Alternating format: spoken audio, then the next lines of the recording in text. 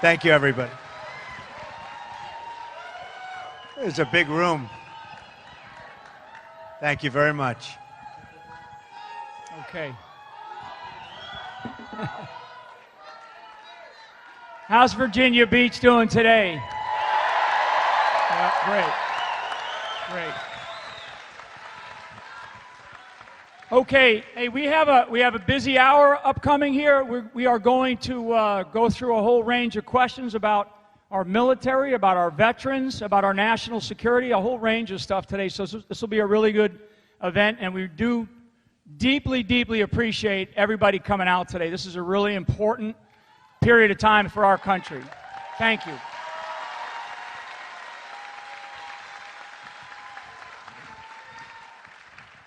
Okay, I know that there's a whole bunch of groups here. One I do want to recognize are the military spouses that are here today. If you could just sound off. Yeah, exactly. Thank you so much for your service, your sacrifice, and all that you do. Thank you so much. Okay, so the format here, just briefly, I'm going to just give just kind of an opening on on what's going on around the world today, and then get right into a series of questions, and we'll talk again about kind of the situation in the world and what is happening around the world, and then how that affects our national security, and certainly how that affects our military and our military readiness, etc. I think everybody knows that the world is in one of the most complex states that it has ever been in. When we think about what's going on in China and the South China Sea, we've got North Korea, and North Korea moving towards a nuclear program. We have Russia pushing on the frontier of East Europe. We have the Middle East, North Africa, Central Asia is just an utter disaster, actually. I can't describe it any other way than it's just a complete mess. And we are facing probably one of the most complex times that our nation has ever faced. So one of the things that I want to do is I want to talk first about our veterans. And I want to jump right in before we get into some of the situation with ISIS and China and all these other things. I want to talk and ask the next president of the United States here, Donald Trump, who is just exactly.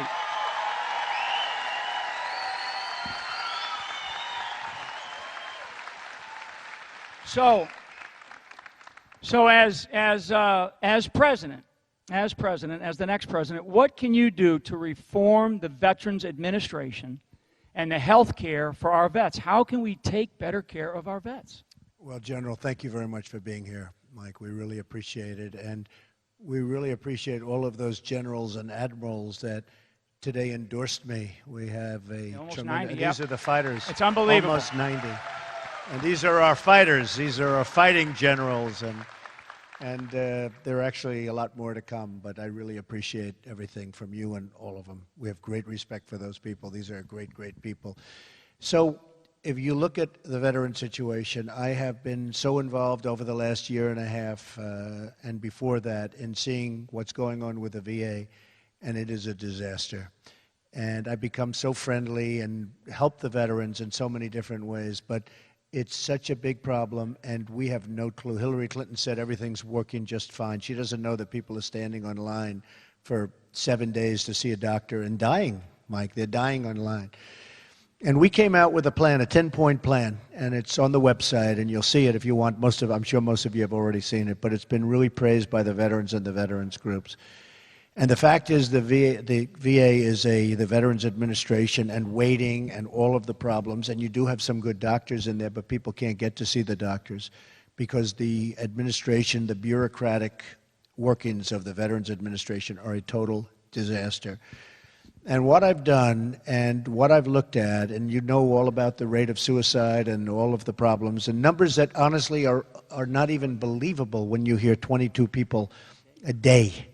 22 people a day. These are numbers that you wouldn't even think are believable, and a lot of it is because of the fact that they can't get better. They have no service whatsoever, and it's been really, really badly handled. One of the things that I've done is we allow, when that wait is so long and so horrible, and sometimes, by the way, a simple procedure or a simple prescription, just a very simple thing can make a person's life wonderful health-wise, and they can't see the doctor. They can't get to see the doctor.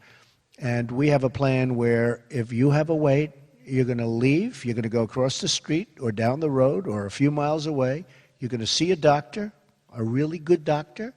You're going to get taken care of 100%, or you're going to go to a local hospital, whether it's public or private. You're going to get taken care of, and your government is going to pay your bill, and you're going to be all set. It's going to be very good, very simple.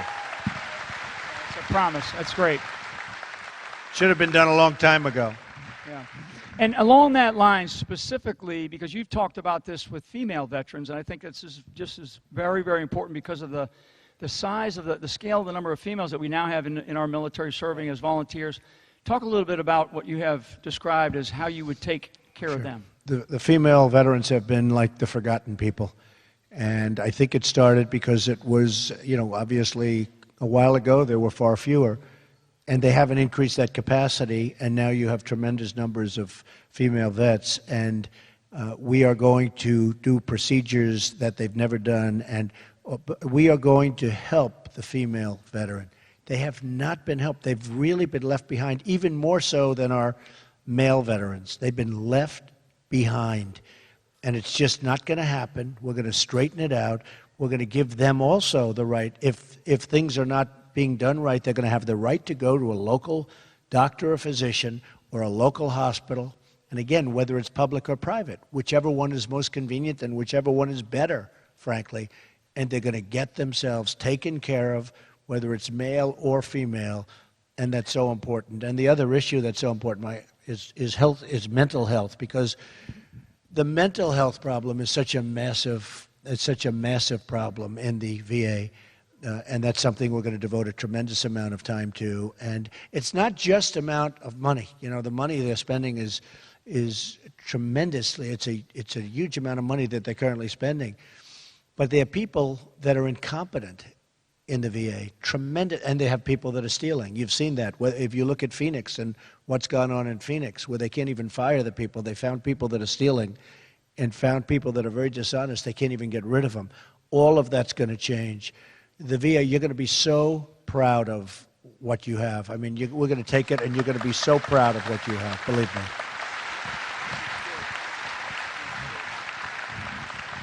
Yeah, and just to highlight, one of the things that you have talked about is accountability of the people that are serving our veterans in the Veterans Administration and the Veterans Administration system, the whole system. And I think for all of us, accountability is probably something, not just in the Veterans Administration, but in government as a whole. Okay, so we're going to switch topics a little bit, and we're going to talk about some of the refugee policies now that we see bubbling underneath us here, coming into this country, some of the challenges that we face.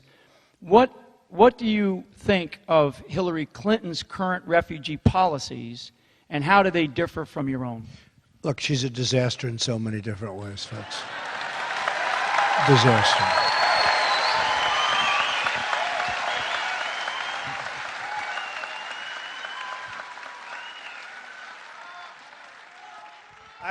I don't really even think she believes it herself. She was brought so far left. She was brought so far left by Bernie and the group, and I think we're going to get a lot of the Bernie people because of trade, if you want to know the truth. A lot of the Bernie people are coming with us because the one thing he was right about is the fact that our country is being ripped off like never before on these trade deals that are disasters. NAFTA has been a disaster for the United States. It's destroyed our country, and that's one thing he got right, and a lot of people liked him because of trade more so than anything else. But when it comes to immigration, first of all, she thinks that everything is more or less fine. She wants to allow 650% increase over and above what Obama is allowing to come in from Syria and the Middle East, 650%. And he's already allowing thousands and thousands of people in. And we don't know where they're coming from. You people know, because we're military people. We don't know where they're coming from. You see the damage that one person can do. You just have to look anywhere. You see the damage that whether it's Orlando or whether it's two people that just got married or they're married and they're, from San Bernardino. You see San Bernardino, they're getting thrown a party, a shower party or a baby party, and then a short while later they go and they kill 14 people in the group. Look, we got problems, folks. We have to figure it out. And if we don't figure it out, we have to be careful and vigilant and strong.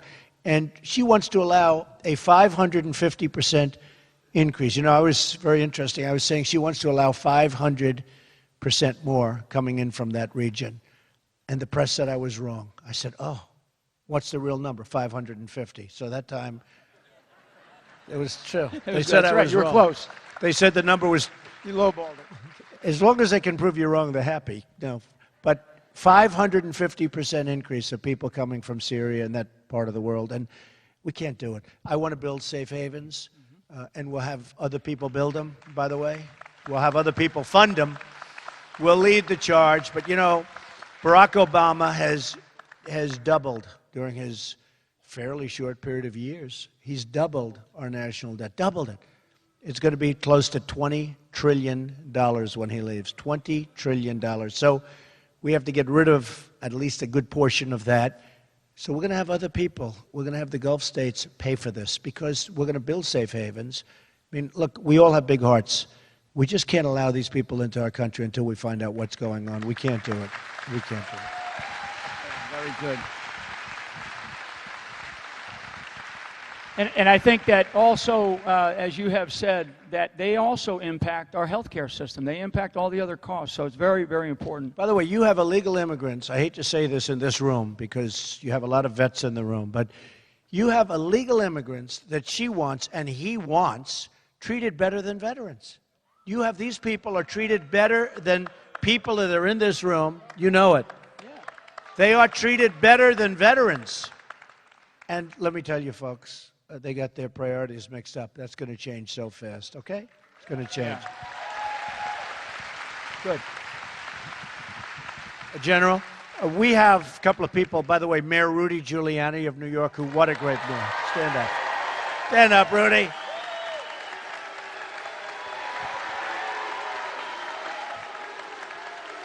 Rudy, beautiful. Whoa. I love him. Do we love what he did? He took a city that was a disaster. He took New York City and he made it great. Think of it, made it great again, right? He made it great again. So, Rudy, great to see you. And Eric Trump's wife, Laura, is here, and she's done a fantastic job. Laura's been working very hard, in particular in North Carolina, but helping also with Virginia. We have some people in Virginia, Mike Rubino and the group. They've been amazing, and hopefully we can get everybody registered because we have to win. Virginia is a very important state. We have to win Virginia. Thank you.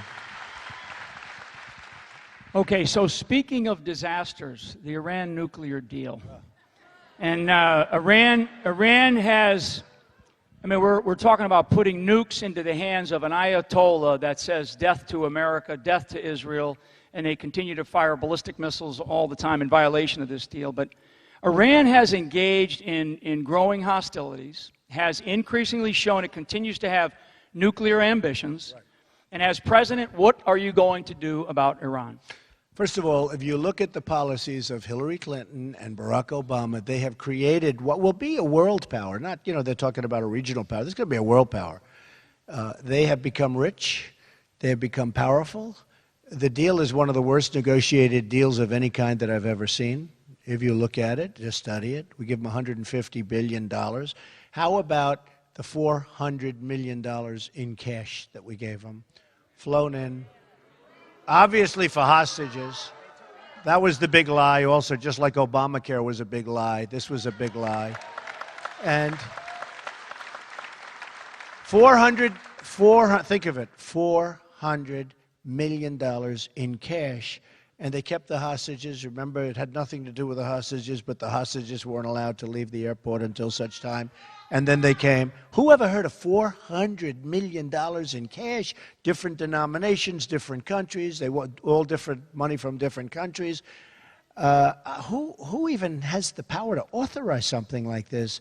So what we've done is created a monster. We've created in 3 years, 4 years. If you take a look at Iran from 4 or 5 years ago, they were dying. They had the sanctions, they were being choked to death, and they were absolutely dying. They weren't even going to be much of a threat. They didn't have anything going, and now they're a power. We've made them a power. Overnight, we've made them a power. Number one, they're highly threatening to the state of Israel. They are so bad for Israel. Obama has been so bad for Israel, but they're a great threat, and they're a threat to us. And they're going to have nuclear weapons, and this path, in my opinion, is going to be a quicker path to nuclear weapons.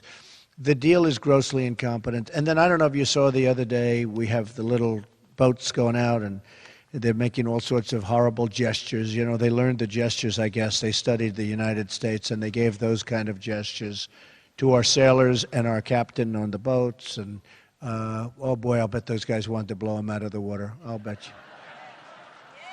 I'll bet you they wanted to blow him out. And so you see these four little boats circling, going around, you know, taunting. It's like they've been emboldened. Here we are, we made a deal that's such a great deal for them, and they now feel power. They feel power. Remember the sailors, the 10 sailors who were a little bit off? They were in the water. So instead of saying, hey, you're on our water, please, you know, go over there. They humiliated our country. They humiliated those 10 people. And the only reason we got them back, of course, you would have gotten them back very fast if I was president, that I can tell you. But the only reason we got them back was the payment the following day was due. A lot of the money the following day was due. And stupid they're not. And they wanted to get that. But just think of what's gone on. Here we are, we made this deal, we made them a power. And we also happen to have given them Iraq, because Iraq, you know, I always say Iraq and Iran were very similar militarily, and they'd fight, and then they'd rest. They'd fight, and then Saddam Hussein would do the gas, and somebody else would do something else, and they'd rest. We knocked out the one, and a lot of people don't realize that Iraq has some of the greatest oil reserves anywhere in the world. And so Iran is going to get whatever ISIS doesn't already have, and probably take that too, by the way. What we've done to create a major power through really stupid leaders, stupidity, is just shocking. It's one of the dumbest deals I've ever seen. John Kerry's a terrible negotiator, but don't forget, this was a deal that crooked Hillary Clinton wanted. She wanted this deal. This was a very important deal, and she wanted that deal.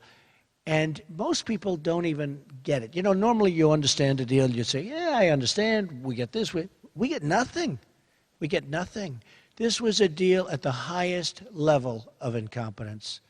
The deal with Iran was at the highest level of incompetence. So we'll solve that problem if I get the chance, believe me. And if I get the chance, you'll be very happy. You'll be very happy. That's good. I mean, the leads, and just to remind people, just to remind everybody, Iran is still designated by the United States State Department as the leading state sponsor of terrorism, and we've put them on a path to a nuclear weapon. So pretty amazing what we've done. Staying in the same region, because this is something that all of us that have served in the armed forces over the last 15 years have been a part of, and that is fighting al-Qaeda in Iraq, now fighting ISIS. And ISIS continues to expand their operations. They have this caliphate that they've established in Syria and parts of Iraq, and they have launched attacks throughout the West. I think the latest count was somewhere between 22 and 25 countries that they have launched attacks in the last, probably 2 to 3 months. And that has resulted in somewhere between 7,000 to 10,000 casualties around the world. Just a stunning display of capability by ISIS. What is your response to ISIS? What do you believe we should be doing? Well, first of all, it wouldn't have started if we had proper leadership, because what happened, we shouldn't have been in Iraq, but we shouldn't have gotten out of Iraq the way we got out, where literally they announced we're going to leave by a certain date. I mean, the enemy couldn't even believe it. Actually, a lot of people thought it was a little bit of a deception, because they couldn't believe anybody would say it. It turned out to be true. And we should have left a small force, relatively small force. As much as I didn't want to be there, we should have left a small force. And really, ISIS just evolved out of all of the turmoil, all of the weakness, all of the stupidity of decisions from Hillary Clinton, from Barack Obama. And ISIS started off in a small area, and now I read the other day they're in 28 different states or nations. 28, think of it. So they're spreading rapidly. A report came out where they were told within the government that they want to try and minimize ISIS but the fact is they know it's actually gotten very much out of control. And we have to do something about, we can't allow the chopping off of heads, the drowning of people in steel cages, the viciousness, the violence. So we have to knock out ISIS. We have to knock them out good. And we have to get countries that are affected by ISIS. I mean, a lot of people say, as an example, Russia, you know, Hillary likes to play tough with Russia. Putin looks at her and he laughs, okay? He laughs. Putin looks at Hillary Clinton and he smiles. Boy, would he like to see her. That would be easy. Because just look at her decisions. Look how bad her decisions have been. Virtually every decision she's made has been a loser. But wouldn't it be nice, honestly? Because Russia doesn't like ISIS any better than we do. Wouldn't it be nice if we actually got along with Russia and you could knock them out together? Wouldn't that be a good thing? As opposed to, you know, tough talk. She tries to do the tough talk, and then she leaves. You know, she goes, and I watched it yesterday on the airplane, talking tough about Russia. Then she turned around and sat down, you know, which, by the way, wasn't even played on the national media. Wasn't that incredible? It wasn't even played. So we have to get along with people. We have to get along with certain nations, very importantly, because it would be awfully good to have Russia and others with us on major attacks on ISIS. And to stay on ISIS a little bit, because this is I think this is an important topic, and it's certainly it's one of the national security threats that our country faces today. You have described at times different components of a strategy: military, cyber, financial, and ideological. Can you just expand on those four a little bit? Well, that's it. And you know, cyber is becoming so big today. It's becoming something that a short number of years ago, wasn't even a word. And now the cyber is so big. And you know, you look at what they're doing with the internet, how they're recruiting people through the internet. And part of it is the psychology, because so many people think they're winning. And, you know, there's a whole big thing. Even today's psychology, where CNN came out with a big poll. Their big poll came out today that Trump is winning. It's good psychology, you know. It's good psychology. I know that for a fact because people that didn't call me yesterday, they're calling me today. So that's the way life works, right? But I think we're doing very well, and I really thank the state of Virginia. So many different places have been so incredible, so I thank you very much. But cyber has been very, very important, and it's becoming more and more important as you look, and a lot of it does have to do with ideology and psychology and lots of other things. You know, we're in a different world today than we were in 20 years ago and 30 years ago. And one of the biggest problems, or one of the reasons that we have to knock them out, is because the weaponry is so powerful today.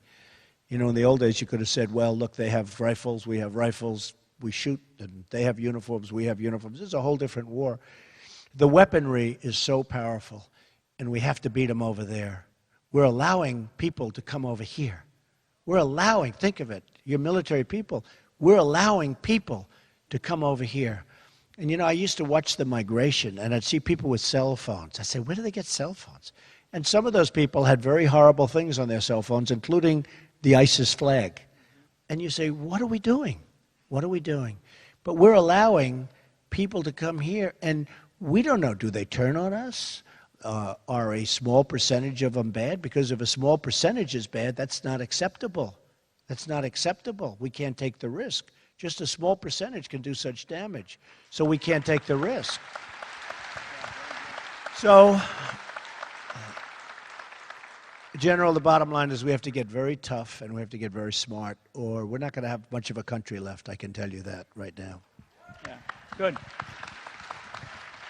So, and staying in the same region of the world, because there's so much going on, and it is just unraveling in front of our eyes. And this really has to do with Syria. And there's been a bunch of different discussion about what to do with Assad. Do you support regime change in Syria?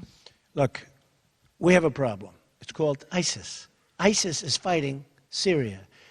Now we've built up Iran to be a big power. Iran is on the side of Assad, Syria. Russia is on the side of Assad, Syria. So we build these people up. We created this strong power in Iran, which, seriously, folks, you know better than anybody. 4 years ago, they were dying. They were gasping for air. And all we had to do is let them sit for a little longer. In fact, double up your sanctions. You could have really negotiated a deal. How Kerry never left that deal was incredible. Everybody knew it was bad. They're dancing on the streets all over Iran. And literally, they're all celebrating, you know, shouting, "Death to America," "the dumb Americans." What they're saying is incredible. They're saying death to Israel. This is in the middle of the negotiation. If I had a negotiation like that, I'd say, let's check this negotiation. Something's not going very well. We just kept going right through. He never left the table once. If he would have left that table and said, "I'm sorry, you guys," first of all, we should have gotten our hostages back before we started the negotiation, okay? 100%. And we should have said very nicely, with respect, "Sorry, folks, until you do it," and then you leave the room, because they're going to say, "No, we're not giving you your hostage back." Say, "That's okay, don't worry about it." Then you get up, you leave. You get back to your plane, you double up the sanctions. They will call you before you arrive back in Washington or wherever you're going, turn the plane around in midair, your hostages are coming back, okay? Not $400 million in cash that we have to give. Believe me. And it's 100%. It's 100. It's not like 99%. It's 100%. You leave, you say very nicely. I always tell the story of my father, who was a very good negotiator. He taught me so much. And he'd say, "Are you listening to this, Ivanka?" But he'd say, "Son," he thought I was too tough with things, right? He'd say, "Son, take the lumps out." Do you ever hear this story? Take the lumps out. My father, Fred. He'd say, "Just nice and easy, nice and easy. Just relax, take the lumps out." And so I was thinking, see, in the old days, I would have said, "We're not giving you anything." You know, I would have made the room very angry. Now I just say, "Sorry, we owe $20 trillion. We don't have the money. We can't do it. We can't do it." It's easier. We don't. By the way, how do we pay them all this? We keep the $150 billion, but with the hostages, you say, we have to have it back. Look, our people want the hostages. Your people don't care. Their people probably didn't even know they did, because they played up the hostages, because that's a sign of, the big, brave Iran. So what happens is you say, we have to have the hostages back. They will say no. You leave the room and you double up the sanctions. Within 48 hours, you'll have your hostages back, believe me. But they didn't do that. Kerry never walked. The only time he walked is when he entered a bicycle race. Can you believe this guy? 73 years old. It's real. He fell off his bicycle and he broke his leg and he was out of the negotiation for 3 or 4 weeks. And they probably did better in the negotiation when he wasn't there. But that's the only time that he left. He should have left the negotiation and doubled up the sanctions and get what he wants. That deal is a disaster for us. It's a shorter road to nuclear weapons, and it's an incompetently negotiated deal. So these are the things that we're stuck with, folks, but we will fix them. Great. And staying in the sort of the wider trans region, because this is another important aspect, because it is a place where members of ISIS now come into Europe, they come into the United States, and this really has to do with Libya. So since 2011, with the removal of Gaddafi, Libya has turned into a safe haven for ISIS. Yeah. It is also one of the shipment points for some of these refugees that are leaving, coming into Europe and into the United States. What would you do in Libya to defeat ISIS? And just talk a little bit about your commander-in-chief philosophy for how you would deal with this. Well, it's more of the same. I mean, it's just another place they've taken over. And this was a Hillary Clinton deal. We could have done a minor attack. He was begging. He wanted to make a deal. He wanted to do whatever. And this was just, Gaddafi was so strong on wanting to, because he knew what was going to happen. But she was unyielding. And frankly, it's a total disaster, Libya, right now. They have among the finest quality oils anywhere in the world. Their oil is so valuable, so good. And you know who's got a lot of that oil right now? ISIS. ISIS has it. So we knock them out, and ISIS now is all over Libya, and they've taken over the oil. Remember, I've been saying this for years, folks. Keep the oil. Shouldn't have been there. If you get out, keep the oil. And we should have kept the oil, and we didn't. We didn't keep the oil anywhere. We got out. We spent, I've been saying $2 trillion for years. I know one thing. It's now, I'm hearing $4 trillion. I mean, you look at what we've spent, $4 to $5 trillion in the Middle East, and think of it. What do we have? Less than what we had 15 years ago. It's a disaster. It's a total disaster, on top of which you have the migration, which is destroying Europe. Look at Merkel. I mean, what happened to her the other day in the election is incredible. And I knew that was going to happen. I mean, how could, she's supposed to be popular? Germany is a disaster now. France is a disaster. I have friends, they love, the City of Lights, right? I said to one of my friends the other day, so how is Paris this summer? He always goes to, he says, I don't go there anymore. He said, it's not the same place. It's that's not Paris anymore. We're destroying our planet. We're destroying what's going on. We're destroying ourselves. And you look at the election results from Merkel, they were so bad. And people were saying, I think she'll be okay. I don't think she'll be okay. I was saying 2 weeks ago, I said, why would she be okay?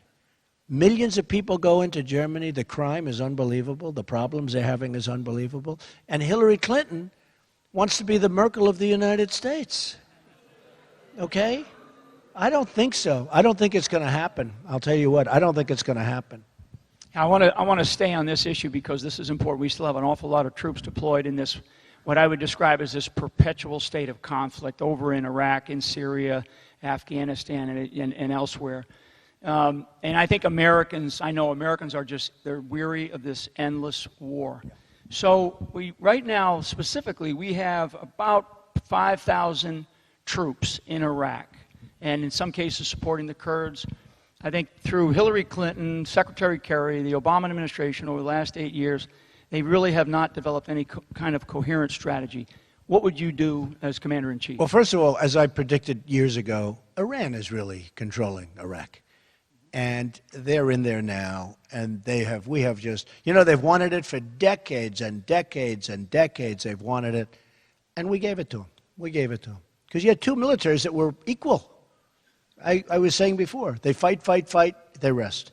They fight, they move 10 feet this way, 10 feet this way, they go home and rest. We've handed it to them on a silver platter.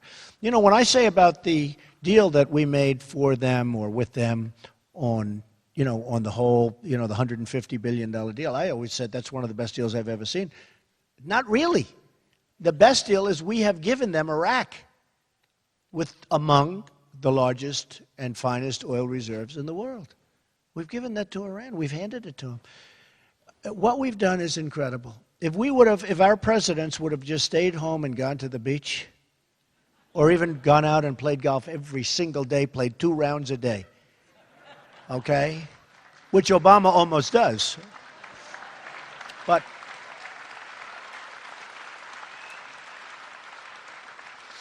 I think he's played golf is wonderful. I think he's played 300 rounds of golf or something like that, more than 300. That's more golf than many members on the PGA Tour. Okay? So look, it's a very serious problem, but honestly, if they would have just done nothing, we would have been in much better shape. Forget about much better shape. It wouldn't even be close. The Middle East now is a total catastrophe between the migration and all of the problem and all of the death. And I'm talking death on both sides, folks. I'm talking death on both sides. Look at the people. They blow up a city and they say 2 people were wounded. All right? You know the real numbers, okay? The real numbers are astronomical. Astronomical. And we started this whole thing. And I'll tell you what, we are going to solve the ISIS problem, but we have to also get back, and we have to solve it big league and strongly and swiftly. But we have to get back to rebuilding our country because our country is going to hell. Our infrastructure is a disaster.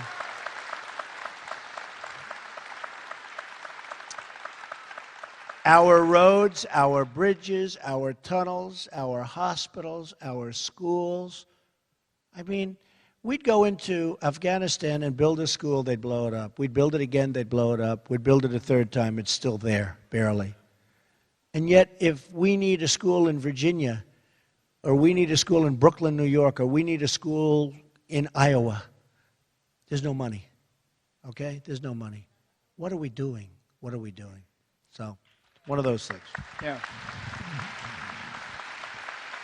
And I think that the real issue, and you have hit on this quite a bit, is how our homeland security and the things that we do here and domestically, impact everything we do overseas as well, and I think vice versa. So, the one thing, General, I have to say, the people in our military are amazing.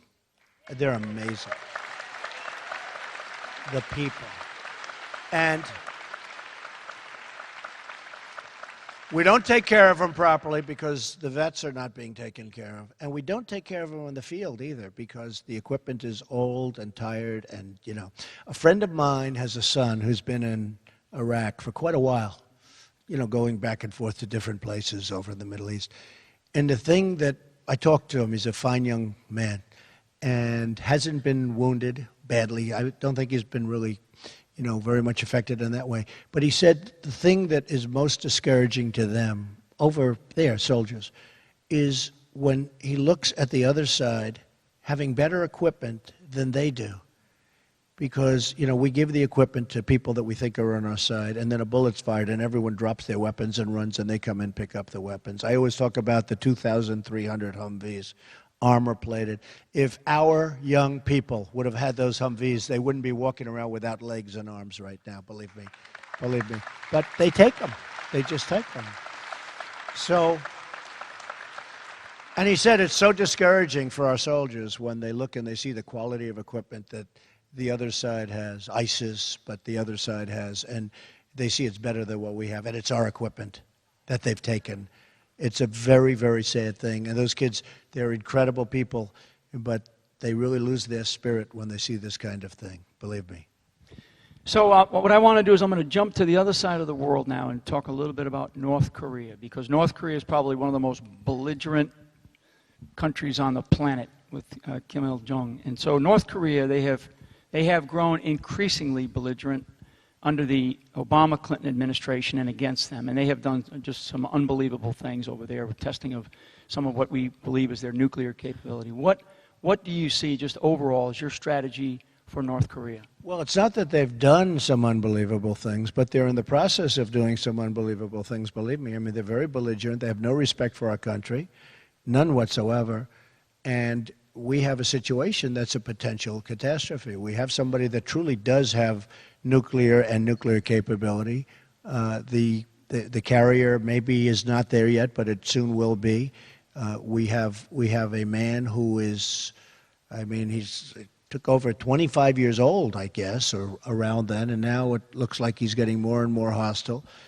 And what I would do very simply is say, China, this is your baby, this is your problem, you solve the problem. China can solve that problem. And remember this, that's a big problem. China has virtually total control over North Korea, but they say they don't because they want to tweak us. Look at our president. They wouldn't even give him stairs to come out of Air Force One. Okay? All right? And they probably say on that, gee, we couldn't get him there, When I saw that yesterday, did everybody see that? Where he couldn't get off the plane? So he had to get off on the kind that dropped down, but that's really meant for the crew. That's so that when they fix the plane, they go up on those stairs. The whole thing is just, it's insane. It's interesting with the president, because I saw that yesterday with the stairs. He went to Saudi Arabia, and the top people didn't greet him, right? He went to Cuba, and Castro, the brother, was not there to greet him. And I said to myself, if that happened, I'd land. I'd hear he's not there to pay respect to the country, not to him, to pay respect to our country. I would say, thank you very much, fellas. That's okay. Close it up. Boom. Let's go back to Washington. I would. Let's go back to Washington. And the scene on the airport tarmac yesterday where this young woman is fighting with these Chinese people, and they're saying, this is our country, this isn't your country. Wow. And just so you understand, we are very good to China. And I have great respect for China. I make a lot of money with China. China's great. I don't hold it against them. I hold it against our leaders for allowing this to happen with the trade and the trade deficits. The trade deficits are massive. $500 billion trade deficits. No, I hold it against our leaders. I respect China. I mean, our people should be doing that to them. But it doesn't work out that way. So, nothing against China. I have the largest bank in the world as a tenant of mine. I sell condos to people in China. I sold to everybody. But that we allow this to happen, and then we land on Air Force One. And I was saying, in the history of Air Force One, which is long and distinguished, these are the only 3 times where incidents like this have taken place. Think of it. Lands in Cuba, doesn't have high officials to greet him. Lands in Saudi Arabia, which we protect. If we didn't protect Saudi Arabia, they would be gone. Okay, they would be gone. But lands in Saudi Arabia, and they don't have the high officials to greet them, the highest officials. And I said to myself, that's probably the only time in the history of Air Force One where it goes into a country, lands, and you don't have the appropriate officials to greet, right? I really believe that. And then you're talking about a long history. But then, yesterday, they won't give them stairs to get off the plane. Amazing. It's amazing. Yeah. Okay, so one more here, and I want to talk a little bit about, in this case. It is hard to believe, you have to say. Yeah, it is. It's unbelievable. It's unbelievable. So I want to talk a little bit about Hillary Clinton and the FBI. Last week, the FBI, on Friday before the 3-day weekend, they released notes from Hillary Clinton's email investigation. What do you think that these new revelations say about her qualifications to be Commander-in-Chief? It's such a long answer to that question. It could go on for days. 13 phones, iPhones, whatever they were, and just banging the heck out of them. How about the acid wash of the emails that didn't mean anything? How about the 33,000 missing emails that were acid washed? Okay, acid washed. And Rudy was telling me nobody does it because it's such an expensive process. Okay, 33,000. Now, these emails had to do with the wedding. I give that 5. The wedding. And the other thing, of course, was the yoga classes, right? Now, look, folks, this is serious. This is a very sad time, I'm telling you, for justice in this country. This is a very sad time. I've never seen anything like it. Yeah, it is. Never seen anything like it. I mean, go a step further. How about, I guess it was July 4th weekend. The interview takes place on July 4th weekend with no taping, no tape recorder, no nothing. And right on the weekend, when everyone's like away or not watching. And then the information that they wanted was released on Friday before Labor Day weekend, Friday afternoon. So everyone's away. No, this is a very, very sad situation that's going on here. This is a very sad situation. I've never seen it like this. We're like a third world country. We're like a third world country. Never seen anything like it. But on November 8th, we will cure this problem.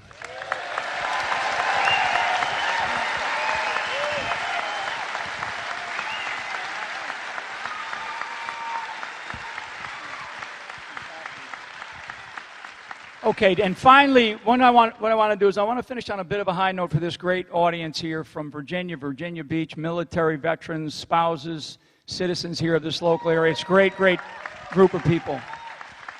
Talk a little bit about building our military. What would you do to rebuild the strength of our military? Okay, first of all, it's not like we have a choice, okay? Somebody said, oh, well, we don't have to spend. We're not going to have a country if we don't have. This is one of the most dangerous times that we've ever had. Some countries you look at what's going on with the weaponry being produced or bought by some countries, and it's unbelievable. And we're not keeping up. So this isn't like, oh, gee, well, let's invest it someplace else or let's do this or that. When we build weapons, we're also employing people, remember that. So this isn't just a one-way street. We're employing a lot of people.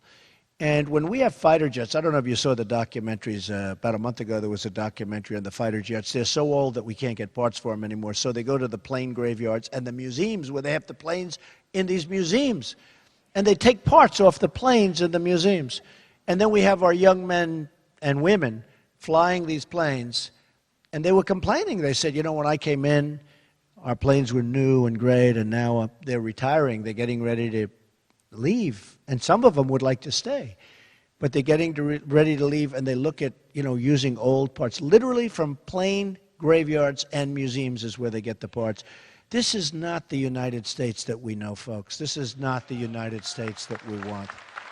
This is not the United States. So we're going to rebuild our military. We're going to rebuild it with the finest technology in the world, because we have the finest technology. We have the finest technology, but we're not paying for it anymore. And frankly, we're paying for too much. And sometimes we're going to companies that are political, and we're getting things that aren't as good. You know this for years. Things that aren't as good as similar equipment that's better for less money, because they're politically connected, the companies. So, you know, I've spent a tremendous amount of money. We're going to announce very soon how much we've raised. We raised a lot, but I've spent a lot. I put more than $60 million into the campaign, and I'm going to be spending a lot more over the next 2-month period. Think of it, we're down to 63 days. Hard to believe. Who would have thought? This started on June 16th last year, and now we're down to 63 days. And I must say, with your help and with everybody's help, we're gonna do something. We're gonna make America great again. You know, it's about make America great again. So I just want to thank everybody. Really amazing people. And Rudy, I want to thank you very much, and Lara and Ivanka for being here, and of course, a truly great general right here. Mike, thank you. Thank you. Ladies and gentlemen, the next President of the United States, Donald J. Trump.